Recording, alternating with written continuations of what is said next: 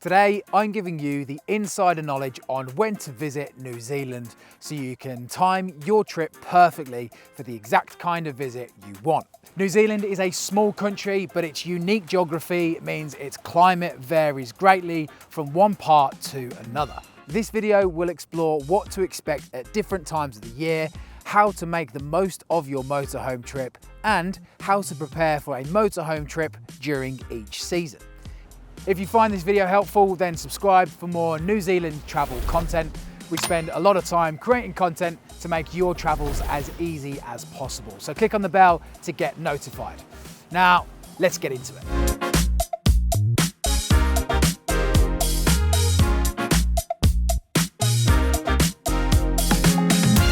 First, let's set the scene regarding the climate. Because we are surrounded by ocean, we don't often get those extreme continental temperature swings you might find in the US or in Europe. It's generally quite temperate. To give you a benchmark, the mean annual temperature is around 10 degrees Celsius or 50 degrees Fahrenheit in the south and 16 degrees in the north, which is about 61 degrees Fahrenheit. Variations between seasons are actually quite minimal, except in inland areas like Central Otago, where it can get properly hot or properly freezing. And snow? Well, it's usually limited to the mountains in the central North Island and the South Island, so don't panic, you aren't going to be driving through a blizzard anytime soon. Now, let's break this down season by season, starting with the big one. Summer is the high season. We're talking December through to February. Average daytime temperatures sit nicely between 20 and 25 degrees Celsius, 68 to 77 degrees Fahrenheit. It is glorious. It's important to look at mid-December to early January. If you are planning a road trip during this window, you need to manage your expectations. This is peak domestic holiday time. Kiwis are at the beach and international visitors are arriving in droves.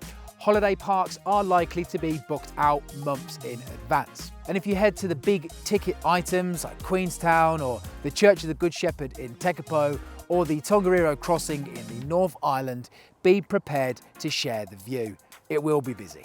It's important to note though, compared to other holiday hotspots around the world, the numbers here will be considerably lower, just busy for New Zealand standards. However, there is a magic to this time of year that you don't get otherwise. The days are long, sunlight lasts well into the evening, giving you so much more time to explore. And if you're here on Christmas Day, you can have a truly unique Kiwi experience. Forget the turkey roast indoors, we're talking about a barbecue on the beach, sitting under the crimson bloom of a pohutukawa tree. That's our New Zealand Christmas tree. It's a moment that feels distinctly different from a European or North American winter. Now, here's a pro tip for you. Early December or mid-January to February, it's a lesser known fact that visitor numbers actually dip during these times. The international crowds start to head home and Kiwis either haven't started their holiday or are about to go back to work and school. So that creates a sweet spot where the weather is at its absolute warmest, ideal for swimming and sunbathing, but the demand drops slightly. You can often find better deals on attractions and accommodation during this window. So, what should you actually do in the summer? Well, this is the season for marine sports and getting wet.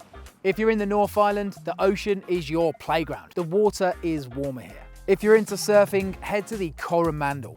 Spots like Whangamata are legendary.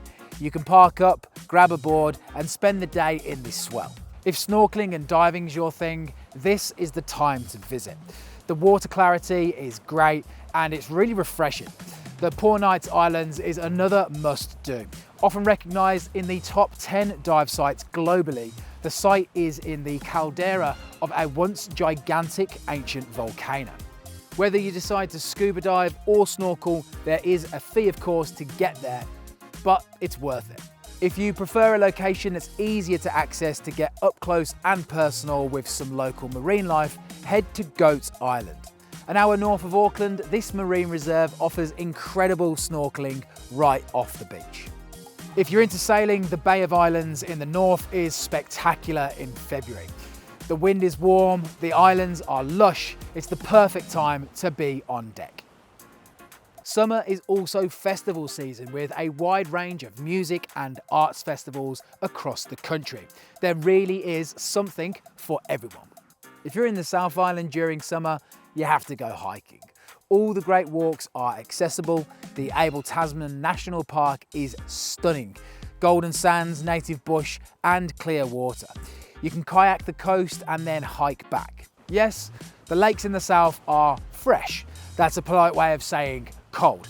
But on a 25 degree or 77 degree Fahrenheit day, dipping into Lake Wanaka or Lake Wakatipu is incredibly invigorating. A word of caution though, if you hate crowds, avoid the hot spots that I mentioned earlier. Rotorua, Queenstown, Franz Josef Glacier during January. Instead, be brave. Go off the beaten track. In the North Island, try the East Coast or the Taranaki region. You've got the beaches and the mountain backdrop without the tour buses. In the South Island, head to Golden Bay at the top of the South Island or deep into the Otago region away from Queenstown. You'll find that sense of isolation and peace is much easier to come by. Preparation is key for summer. Number one is book early. I cannot stress this enough. Motorhomes book out fast, and you can also get the best rates if you book well in advance. Do not underestimate the New Zealand sun. The time it takes to get burnt is incredibly short due to lower ozone levels than what you may be used to in Europe or in the US. Even on a cloudy day, UV radiation is high. SPF 50 plus sunscreen and a wide-brimmed hat are a non-negotiable. And third is bugs. If you're on the west coast of the South Island, you will meet the sandfly. They are tiny and they bite. Pack insect repellent with DEET. If you do get bitten, antihistamine cream is your best friend. You can purchase these items when you arrive in New Zealand from almost all supermarkets and chemists. Because of these pesky pests, ensure the motorhome that you rent has fly screens on every single window.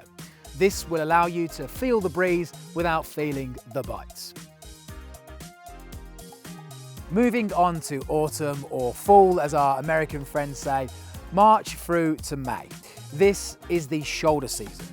Temperatures dip slightly to between 17 and 21 degrees Celsius, that's 62 to 70 degrees Fahrenheit. March and April are, in my opinion, some of the smartest months to travel. Visitor numbers drop off as soon as March hits and prices often follow suit. You're getting that premium experience for a slightly lower investment. The weather in March is usually still very settled. The ocean is still warm enough for swimming in the north, but the beaches are deserted during the week. It feels like you've got the country to yourself.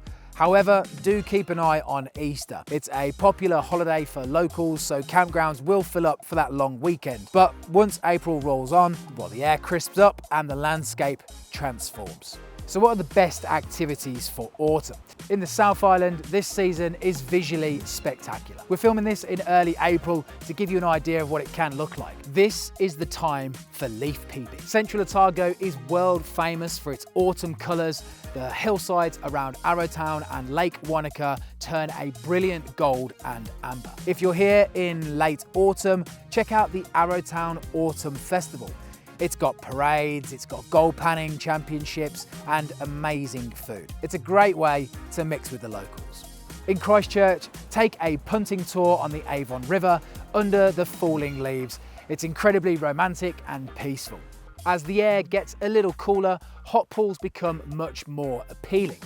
Rotorua is obviously the hub for this, but also Hanmer Springs in the South Island. There is nothing quite like sitting in a natural 38 degree or 100 degree Fahrenheit hot pool or spring while the air around you is a crisp 15 degrees or 59 degrees Fahrenheit.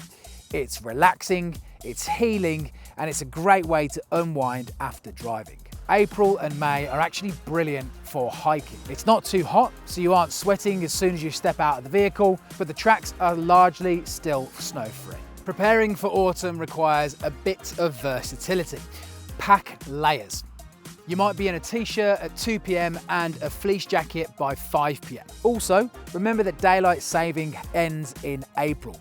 This is crucial for motorhome travellers. The days get shorter abruptly, of course. You need to plan your itinerary so you are arriving at your campsite before dark. Parking a 7-metre vehicle on an unfamiliar site in pitch black is an adventure you probably don't want to have. Now let's talk about winter, June, July and August. This is the low season. Daytime temperatures drop to between 12 and 16 degrees Celsius, about 53 to 61 Fahrenheit. And a lot of people rule this out, thinking, it's gonna be too cold or boring. They are missing a trick. If you want to stretch your budget and avoid crowds, this is the time. Your travel dollar goes much, much further in winter. Rental rates are at their lowest, and you can take a much longer trip for the same price as a short summer holiday. The only place where prices might actually spike is around the ski resorts in Queenstown during the school holidays in July. Winter in New Zealand opens up a completely different set of activities. In the South Island, it is all about the Alpine experience. From July onwards, the ski fields are pumping. You have the Remarkables, Coronet Peak, Cardrona, Treble Cone and Snow Farm. Whether you are an expert skier or you just want to take the kids tobogganing, the facilities are world class. And because the South Island has a lower population density, the fields are often less crowded than the few options in the north. You've also got stargazing. This is the best time of year to see the Aurora Australis, the southern lights. The nights are long and dark. If you head to a dark sky reserve like in Tekapo or really anywhere in the lower South Island, your chances of seeing that dancing green and pink light are at their highest. The West Coast glaciers, Fox and Franz Josef, are spectacular in winter. The ice is stable and the air is crisp. In the North Island, Rotorua and Taupo are fantastic. The steam rising from the ground in the cold air looks dramatic, and again, those hot springs are unbeatable. Check out museums and other cultural experiences. Winter's a great time to explore Te Papa in Wellington or the Auckland Museum if you get a rainy day.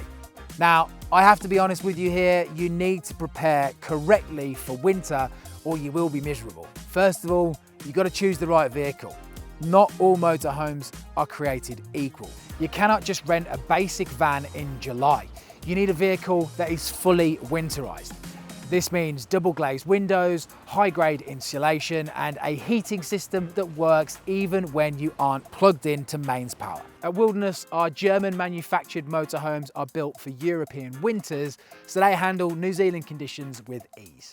Avoid parking on soft grass verges because wet winter ground can get boggy. Stick to hard stands. Check opening hours as well. Some smaller tourist operators close for maintenance in winter, and again arrive early because it gets dark by around 5 p.m. Bring indoor entertainment. Cards, board games, books. If it rains, you want to be able to enjoy that cozy vibe inside your motorhome with a nice glass of Pinot Noir. And finally, we have spring. That's September, October, November, and temperatures start climbing back to 16 to 19 degrees Celsius or 61 to 66 degrees Fahrenheit roughly. This is the season of new life. September and October can be a little bit unpredictable. We have a saying in New Zealand here that you have 4 seasons in one day. You might get brilliant sunshine, followed by a shower, followed by wind, and then sunshine again. But by November, things settle down and it's a fantastic time to travel before the summer rush hits. Spring is visually energetic. It's green, it's vibrant, and it's flowing. In the North Island, gardens are flourishing. If you love botany, this is your time. The Hamilton Gardens are incredible. Explore the Surrealist Garden for something totally different. Spring means rain and rain means full rivers. If you're an adrenaline junkie, this is the prime time for whitewater rafting. The rivers are high and exciting. Rotorua Canopy Tours is a must. You're up high in ancient native forest and the forest smells incredibly fresh and earthy in spring. In the South Island, the flora will really be coming to life. Christchurch is known as the Garden City for a reason. The daffodils and bluebells in Hagley Park are lovely. It's also lambing season. Driving through the countryside, you will see thousands of lambs bouncing around the fields. It sounds cliche, but it is genuinely heartwarming to see them. Doubtful sound is always wet, but in spring the waterfalls are thundering. It's majestic power. For spring, pack for everything. So waterproof jackets are essential, but so are sunglasses. And a little tip for those with sensitive noses, spring blooms means pollen. If you suffer from hay fever, make sure you pack your antihistamines so you aren't sneezing your way through the scenery. So let's summarise this to help you make your decision. If you want beaches, tanning and that classic summer vibe, and you don't mind spending a bit more and sharing the view, aim for January, February or March. If you want autumn colours, settled weather and fewer crowds, April and May are your best bet. They're absolutely great for hiking. If you are budget conscious, love snow sports or want to hunt the southern lights, do not be afraid of the winter months, June to August. Just make sure you get a premium warm motorhome. And if you want to see nature waking up, waterfalls pumping and baby animals, choose spring, which is September through to November. Ultimately, whatever time of year you choose, you're going to make remarkable memories. New Zealand delivers 365 days a year. There truly is not a bad time to visit this unique, captivating, incredible country. Now, if you want to dive even deeper into planning your trip, check out some of our other content or visit our website wilderness.co.nz. If you are watching on TV, hold your phone camera up to the QR code in the corner to explore more. We spend a lot of time creating content to make your travels as easy as possible, so subscribe and click on the notifications bell. Let us know what time of year is your favourite to visit, or if you have any questions about the best time for your specific needs, drop a comment down below and we'll help you out. Now get out there and leave ordinary behind.